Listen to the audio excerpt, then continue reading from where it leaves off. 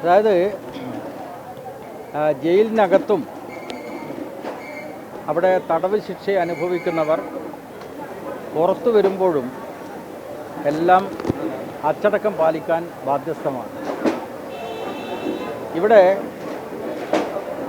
മാധ്യമങ്ങളിലൂടെ ഇപ്പോൾ പുറത്തു വന്നിട്ടുള്ള വാർത്ത അങ്ങനെ ഒരു അച്ചടക്ക ലംഘനത്തിൻ്റെ പേരിൽ സർക്കാർ തന്നെ നടപടിയെടുത്തിരിക്കുന്നു എന്നതാണ്. അതിൽ ഈ ഗവൺമെൻറ് വിരുദ്ധരായിട്ടുള്ള ആളുകൾക്ക് ആഹ്ലാദിക്കാൻ യാതൊന്നുമില്ല. കാരണം ഗവൺമെൻറ് കർശനമായ നടപടി എടുത്തിട്ടുണ്ട്. കൊടിയായാലും വടിയായാലും അച്ചടക്കം ലംഘിച്ചാൽ നടപടി. അതാണ് പിണറായി സർക്കാരിൻ്റെ പ്രത്യേകത. പിണറായി സർക്കാർ തെറ്റ് ചെയ്തവർക്കെതിരെ മുഖം നോക്കാതെ നടപടി സ്വീകരിക്കും എന്നതിൻ്റെ പ്രത്യക്ഷമായിട്ടുള്ള ഉദാഹരണമാണ് ഇങ്ങനെ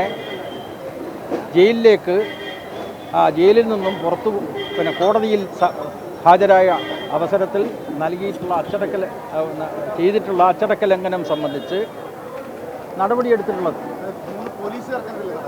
ഞാൻ പറയുന്നത് കേൾക്കൂ, പൂർണ്ണമായിട്ട് കേൾക്കൂന്ന്. ഇവിടെ നിങ്ങൾ ഏതെങ്കിലും മാധ്യമ പ്രവർത്തകന്മാർ വാർത്ത നൽകിയതിൻ്റെ അടിസ്ഥാനത്തിലാണോ സർക്കാർ നടപടിയെടുത്തത്? ആണോ? സർക്കാർ നടപടിയെടുത്തത് സർക്കാരിൻ്റെ സംവിധാനത്തിൻ്റെ ഭാഗമായി സർക്കാരിൻ്റെ ഇൻ്റലിജൻസ് റിപ്പോർട്ടിനെ അടിസ്ഥാനപ്പെടുത്തിയിട്ടാണ് സർക്കാർ നടപടിയെടുക്കുന്നത്. അതായത് ഒരു തടവുകാരൻ, അത് എക്സ് ഓർ വൈ ആരോ ആയിക്കൊള്ളട്ടെ, ഒരു തടവുകാരൻ തടവിൻ്റെ ഭാഗമായി കോടതിയിൽ ഹാജരാക്കുന്ന അവസരത്തിൽ സ്വാഭാവികമായിട്ടും പോലീസ് എസ്കോർട്ട് ഉണ്ടാകും. അപ്പോൾ പോലീസ് എസ്കോർട്ടിനകത്ത് തെറ്റായിട്ടുള്ള കാര്യങ്ങൾ ചെയ്തു കഴിഞ്ഞാൽ പോലീസുകാർക്കെതിരായിട്ട് നടപടി വന്നു. ആ നടപടി എങ്ങനെയുണ്ടായത്? പോലീസിൻ്റെ ഇൻ്റലിജൻസ് റിപ്പോർട്ടിനെ അടിസ്ഥാനപ്പെടുത്തിയിട്ടാണ് 3 പോലീസുകാരെ സസ്പെൻഡ് ചെയ്തിട്ടുള്ളത്. മറ്റല്ലാതെ വേറെ ആരും പരാതി കൊടുത്തിട്ടൊന്നുമല്ല. പോലീസിൻ്റെ, ഞാൻ പറഞ്ഞേക്ക്, പോലീസിൻ്റെ ഇൻ്റലിജൻസ് റിപ്പോർട്ടാണ്. നിങ്ങൾ മാധ്യമപ്രവർത്തകന്മാരുടെ റിപ്പോർട്ടാണോ? അല്ല. പോലീസ് ഇൻ്റലിജൻസ് റിപ്പോർട്ടിനെ അടിസ്ഥാനപ്പെടുത്തി തെറ്റായിട്ടുള്ള കാര്യങ്ങൾ ചെയ്തതായിട്ട് ഗവൺമെൻറ് ബോധ്യപ്പെട്ടു, സർക്കാരിന് ബോധ്യപ്പെട്ടു. സർക്കാർ നടപടിയെടുത്തു. 3 പോലീസുകാരെ സസ്പെൻഡ് ചെയ്തു. എന്ന് മാത്രമല്ല, ഈ പറഞ്ഞ വ്യക്തിക്ക് പരോൾ നിഷേധിക്കുകയും ചെയ്തു. ഇനി പരോളില്ല. മുമ്പ് ജയിലിനകത്ത് തടവുകാരനായി കഴിയവേ ചെയ്തിട്ടുള്ള ചില കുറ്റകൃത്യങ്ങളുടെ പേരിൽ ദീർഘകാലം പരോള് പോലും അനുവദിക്കാത്ത നിലപാടാണ് കേരളത്തിലെ പിണറായി സർക്കാർ സ്വീകരിച്ചത്. അപ്പോൾ ഗവൺമെൻറ്റിനെ സംബന്ധിച്ചിടത്തോളം കൊടിയുടെ നിറം നോക്കാതെ അച്ചടക്ക ലംഘനം നടത്തിയാൽ നടപടിയെടുക്കും എന്നതാണ് തെളിയിക്കുന്നത്. ഏറ്റവും ഒടുവിലത്ത് ഈ പരോൾ റദ്ദാക്കിക്കൊണ്ടും അന്ന് എസ്കോർട്ട് പോയിട്ടുള്ള പോലീസുകാരെ സസ്പെൻഡ് ചെയ്തുകൊണ്ടുമുള്ള സർക്കാരിൻ്റെ നടപടി അത് സർക്കാർ സ്വമോട്ടോ എടുത്തതാണ്, സ്വമേധയ എടുത്തതാണ്.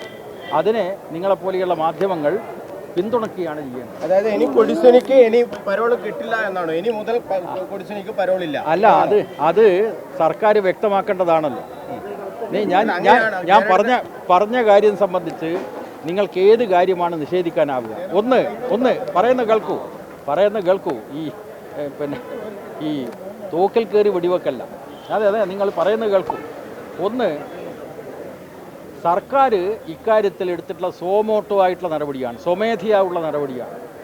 ആ സ്വമേധയായുള്ള നടപടി സർക്കാരിന് കിട്ടിയിട്ടുള്ള ഇൻ്റലിജൻസ് റിപ്പോർട്ടിനെ അടിസ്ഥാനപ്പെടുത്തിയാണെന്നാണ് ഞാൻ മനസ്സിലാക്കുന്നത്. അതല്ലാതെ മാധ്യമ വാർത്തയെ അടിസ്ഥാനപ്പെടുത്തിയല്ല. അപ്പോൾ മാധ്യമ വാർത്തയെ അടിസ്ഥാനപ്പെടുത്തിയല്ലാതെ സർക്കാരിന് കിട്ടിയിട്ടുള്ള റിപ്പോർട്ടിനെ അടിസ്ഥാനപ്പെടുത്തി ആരായാലും തെറ്റ് ചെയ്താൽ നടപടിയെടുക്കും. അല്ല, തുടർച്ചയായി ഇത്തരം കാര്യങ്ങൾ ഉള്ളത് കൊണ്ട് ഇനി പറയൂ. ഒരാൾ പറ.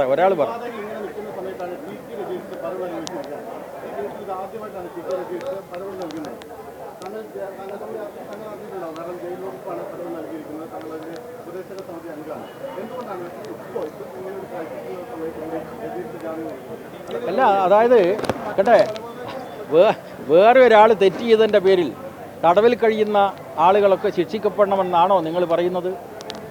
നിങ്ങളെ മാധ്യമ പ്രവർത്തകരായിട്ടുള്ള ആളുകൾ കേസിൽപ്പെട്ടാൽ നിങ്ങൾ റിമാൻഡ് ചെയ്യപ്പെടുമല്ലോ. അപ്പോൾ ആ റിമാൻഡ് ചെയ്യപ്പെടുന്നവർക്ക് നിയമം എന്താണോ അനുവദിക്കുന്നത് അത് സാധാരണഗതിയിൽ എല്ലാവർക്കും ലഭ്യമാകും. ശിക്ഷിക്കപ്പെട്ടവർക്ക് പരോൾ കൊടുക്കുന്നതിന് കൃത്യമായിട്ടുള്ള വ്യവസ്ഥയുണ്ട്. ആ വ്യവസ്ഥയനുസരിച്ചാണ് കാര്യങ്ങൾ ചെയ്യുന്നത്.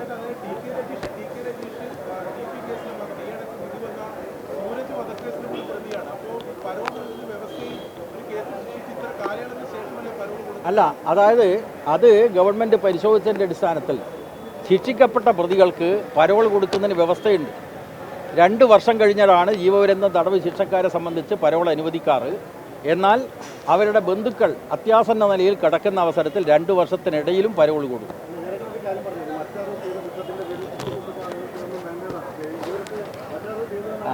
അത് നിങ്ങൾ പലതും വ്യാഖ്യാനിക്കും കേട്ടോ. അത് നിങ്ങളെപ്പോലെയുള്ള വലതുപക്ഷ മാധ്യമങ്ങൾ പലതും വ്യാഖ്യാനിക്കും.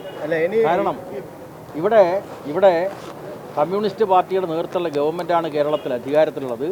എല്ലാ കാര്യങ്ങളും കൃത്യമായ മാനദണ്ഡത്തെ അടിസ്ഥാനപ്പെടുത്തിയാണ് ഗവൺമെൻറ് മുന്നോട്ട് പോകുന്നത്.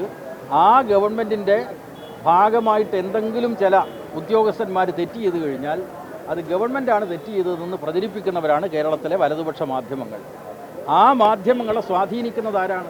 അതാണ് നിങ്ങൾ മറച്ചു വെക്കാൻ ശ്രമിക്കുന്നത്. മതരാഷ്ട്രവാദികളായിട്ടുള്ള ആളുകൾ ഒരു ഭാഗത്ത് RSS, ഇപ്പുറത്ത് ഇസ്ലാമിക രാഷ്ട്രവാദികളായിട്ടുള്ള ജമാഅത്തെ ഇസ്ലാമിക്കാർ, അവരുടെ മാധ്യമങ്ങളുണ്ട് കേരളത്തിൽ. എന്ന് മാത്രമല്ല, അവർക്ക് നേരിട്ട് ഉടമസ്ഥതയില്ലാത്ത മാധ്യമങ്ങളെയും അവർക്ക് സ്വാധീനിക്കാനാവുന്നു. കമ്മ്യൂണിസ്റ്റ് വിരുദ്ധ ജ്വരം, CPM വിരുദ്ധ ജ്വരം ഉണ്ടാക്കലാണ് അവരുടെ ദൗത്യം. അതവർ നിർവഹിച്ചുകൊണ്ടേയിരിക്കും. പക്ഷേ പിണറായി വിജയൻ്റെ സർക്കാർ നിയമപ്രകാരം എന്താണോ ഒരു തടവുകാരന് അനുവദിക്കാവുന്നത് അത് മാത്രമേ അനുവദിക്കാറുള്ളൂ.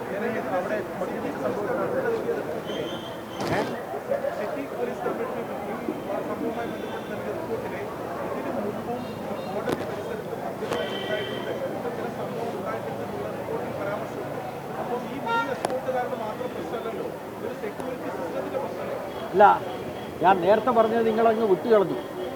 അതായത് ഇക്കാര്യത്തിൽ സർക്കാർ സ്വമോട്ടമായിട്ടാണല്ലോ നടപടിയെടുത്തത്, സ്വമേധയാണല്ലോ.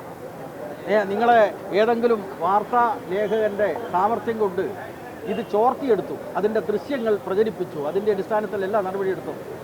സർക്കാരിൻ്റെ ഇൻ്റലിജൻസ് റിപ്പോർട്ടിനെ അടിസ്ഥാനപ്പെടുത്തി കൃത്യമായ തെളിവുകൾ വന്നപ്പോൾ കൊടിയായാലും വടിയായാലും നടപടിയെടുക്കും എന്നതിൻ്റെ തെളിവാണ് ഈ പരോൾ റദ്ദാക്കലും പോലീസുകാർക്കെതിരായിട്ടുള്ള സസ്പെൻഷൻ. പരസ്യമായ മദ്യപാനത്തിൽ ഉൾപ്പെടെ ഈ തടവുപുള്ളികൾക്കെതിരെ കേസെടുക്കണ്ടേ? അതെന്താ എടുക്കാത്തത്? ഇത് തടവുപുള്ളികളായ ആളുകളെ പരസ്യമായി മദ്യപിച്ചതിനകത്ത് കേസെടുത്തിട്ടില്ല. അല്ല, ഇതിപ്പോൾ സർക്കാർ ഇത്രയും നടപടി എടുത്തല്ലോ. അല്ല, കുടിക്കെതിരല്ല, വടിക്കെതിരെ മാത്രമേ ഉള്ളൂ. അതെ അതെ, സർക്കാരിനെതിരായിട്ട് പറയാൻ വേറെ ഒന്നും കിട്ടുന്നില്ല നിങ്ങൾക്ക്. കേരളത്തിലെ പിണറായി സർക്കാർ CPM ആണ് എന്ന് നിങ്ങളൊക്കെ പ്രചരിപ്പിക്കുന്ന, അദ്ദേഹം വലിയ നേതാവായിട്ടാണ് നിങ്ങളൊക്കെ മാധ്യമങ്ങൾ പ്രചരിപ്പിക്കുന്നത്. X or Y ആരായാലും അച്ചടക്ക ലംഘനം വന്നാൽ നടപടിയുണ്ടാകും. അത് ഉദ്യോഗസ്ഥന്മാരായാലും ഏത് സംഘടനയിൽ എന്ന് നോക്കിയിട്ടല്ലല്ലോ നടപടിയെടുക്കുന്നത്. അപ്പോൾ സർക്കാരിന് കിട്ടിയിട്ടുള്ള ഇൻ്റലിജൻസ് റിപ്പോർട്ടിനെ അടിസ്ഥാനപ്പെടുത്തി സർക്കാർ സ്വമോട്ടോ നടപടിയെടുത്തിരിക്കുന്നു. അപ്പോൾ നിങ്ങളുടെ പഴയ വാദങ്ങളൊക്കെ പൊളിഞ്ഞിരിക്കുന്നു എന്നതാണ് എൻ്റെ.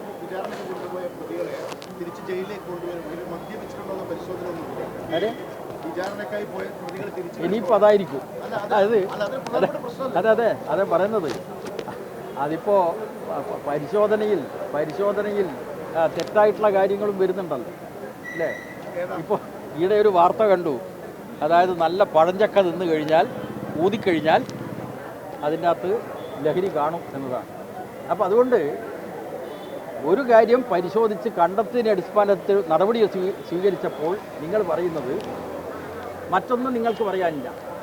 സർക്കാർ സ്വമോട്ടോവായിട്ട് സ്വമേധയായിട്ട് ഈ പറയുന്ന വ്യക്തിയുടെ പരോൾ റദ്ദാക്കിക്കൊണ്ടും മറ്റുള്ള പോലീസ് എസ്കോർട്ട് പോയിട്ടുള്ള പോലീസുകാരെ സസ്പെൻഡ് ചെയ്തുകൊണ്ടുള്ള നടപടിക്ക് ശേഷവും ആ നടപടിക്ക് ശേഷവും നിങ്ങൾ പറയുന്നത് അതിനെപ്പറ്റിയെല്ലാം നടപടിയെല്ലാം ശരി തന്നെ, പക്ഷേ ജയിലിൽ പോയാൽ പരിശോധിച്ചാൽ ഇത് റിപ്പോർട്ട് കിട്ടുമെന്നാണ്. അത് വേറെ കാര്യം. ക്രൈം ചെയ്ത ആളുകൾക്കെതിരെ എന്ത് കുറ്റമാണ്? ഈ പോലീസുകാരെ കണ്ണടച്ചതിന് മാത്രമല്ലേ കേസെടുത്തു നടപടിയുള്ളൂ?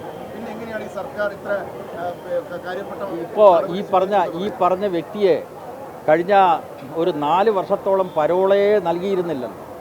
അത് ഏത് ഗവൺമെൻറ്റാ? കോൺഗ്രസിൻ്റെ ഗവൺമെൻറ്റാ? BJPയുടെ ഗവൺമെൻറ്റാ?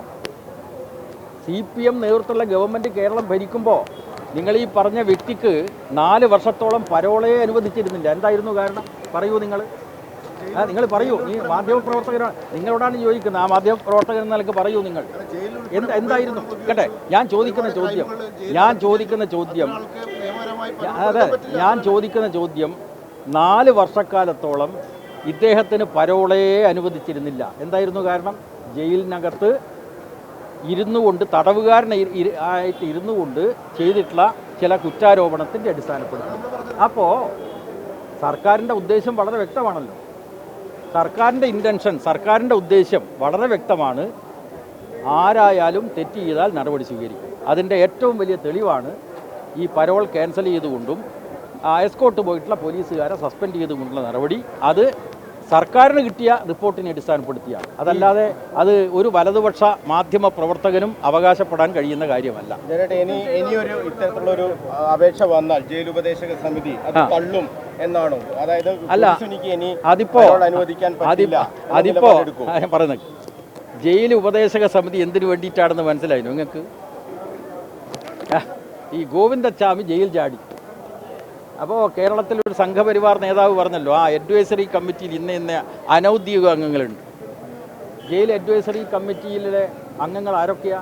സെഷൻ ജഡ്ജി അല്ലേ, ജില്ലാ കളക്ടർ, അതുപോലെ തന്നെ കമ്മീഷണർ, പോലീസ് കമ്മീഷണറുണ്ട്, സംസ്ഥാനത്തിലെ ജയിൽ മേധാവിയുണ്ട്. ഇവരൊക്കെ അടങ്ങിയിട്ടതാ ജയിൽ ഉപദേശക സമിതി.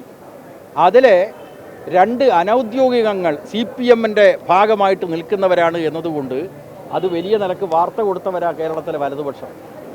മനസ്സിലായില്ലേ? എന്നാൽ ജയിൽ ഉപദേശക സമിതിക്ക് എന്താ അധികാരം? ജയിൽ അധികാരമാണോ? ജയിൽ അഡ്മിനിസ്ട്രേഷനാണോ? ജയിൽ ഭരണമാണോ? ഒന്നുമല്ല. ജയിൽ ഉപദേശക സമിതിക്ക് പ്രസന്റ് റൂൾ അനുസരിച്ച് ഒറ്റ അധികാരമേ ഉള്ളൂ.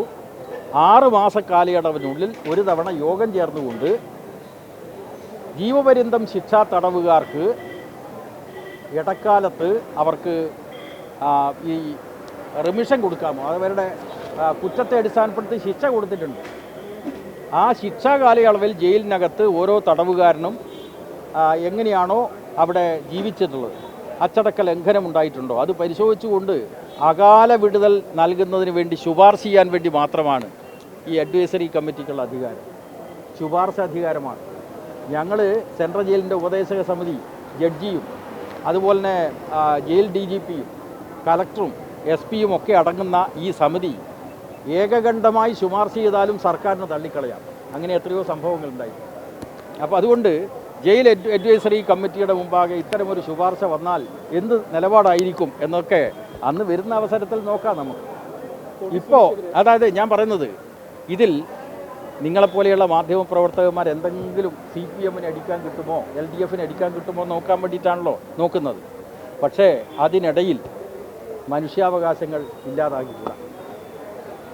കാരണം ഇന്ന് പണ്ടത്തെ പോലെ ജയിലിനെ പറ്റിയുള്ള സങ്കല്പനമല്ല ഉള്ളത്. ജയിൽ ശിക്ഷിക്കപ്പെട്ട തടവുകാരെ പാർപ്പിക്കാനുള്ളതാണ്. അതോടൊപ്പം തിരുത്തൽ കേന്ദ്രങ്ങൾ കൂടിയാണ്. സെൻട്രൽ ജയിലിൻ്റെ ബോർഡിങ്ങൾ കണ്ടിട്ടില്ലേ അല്ലേ? Kannur central jail and correctional centre എന്നാണ്. തിരുത്തൽ കേന്ദ്രം കൂടിയാണ്. അപ്പോൾ ഒരു കുറ്റം ചെയ്തു, ശിക്ഷിക്കപ്പെട്ടവർക്ക് അവരുടെ ശിക്ഷാ കാലയളവ് ഒരു പുതിയ ജീവിതത്തിലേക്കുള്ള തിരുത്തൽ സമയം കൂടി നൽകുന്നതാണ്. അപ്പോൾ അതിൻ്റെ ഭാഗമായി എടുക്കുന്ന നടപടികൾ ആ സ്പിരിറ്റിൽ നിങ്ങൾ മനസ്സിലാക്കണമെന്നാണ് പറയാൻ. അല്ല, നിങ്ങളെപ്പോലെയുള്ള മാധ്യമ പ്രവർത്തകന്മാർ ചിന്തിക്കേണ്ടത്, ഈ കറക്ഷൻ സെൻറ്റേഴ്സിൽ നിന്ന് എത്രയോ ആളുകൾ നല്ല ജീവിതത്തിലേക്ക് വന്നിട്ടുണ്ട്. ചില പുഴുക്കുത്തുകൾ എവിടെയുണ്ട്? നിങ്ങളെ മാധ്യമ പ്രവർത്തകന്മാർക്കിടയിലില്ലേ പുഴുക്കുത്ത് അല്ലേ? ഈയിടെ വാർത്തകൾ വന്നല്ലോ. ഞാൻ അതിൻ്റെ മറ്റ് വിശദാംശങ്ങളിലേക്കൊന്നും പോകുന്നില്ല അല്ലേ? ഒരു രാഷ്ട്രീയ നേതാവിനെ കുറിച്ചിട്ട് വാർത്ത വന്നല്ലോ. നിങ്ങളെ മാധ്യമ പ്രവർത്തകന്മാർ പിന്നെ അത് വാർത്ത കൊടുത്തില്ലല്ലോ അല്ലേ? ഒരു രാഷ്ട്രീയ നേതാവിനെ കുറിച്ചിട്ടാണ് വാർത്ത വന്നത്. ഞാനതിൻ്റെ മറ്റ് വിശദാംശങ്ങളിലേക്കൊന്നും എൻ്റെ നിലവാരം വെച്ചുകൊണ്ട് ഞാൻ പറയുന്നില്ല എന്ന് മാത്രമേ. അപ്പോൾ അതുകൊണ്ട് നമ്മുടെ സമൂഹത്തിൽ എവിടെയും പുഴുക്കുത്തുകളുണ്ട്. അത് തടവ് പുള്ളികൾക്കിടയിലും ഉണ്ടാവും. അതേസമയം തടവ് പുള്ളികളായാലും സമൂഹത്തിലുള്ളവരായാലും അവരെയൊക്കെ നേരായ വഴിക്ക് നയിക്കാനാണ് നമ്മൾ പ്രേരിപ്പിക്കേണ്ടത്. 98% നേരായ വഴിക്ക് പോകുന്നു. ചിലർ വഴിതെറ്റുന്നു. ചില പുഴുക്കുത്തുകളുണ്ടാവും. അതിനെ ഒറ്റപ്പെടുത്തി കാണണം നമ്മൾ. ഇതാണ് സംബന്ധിച്ച് പറയുന്നത്. ഓക്കെ.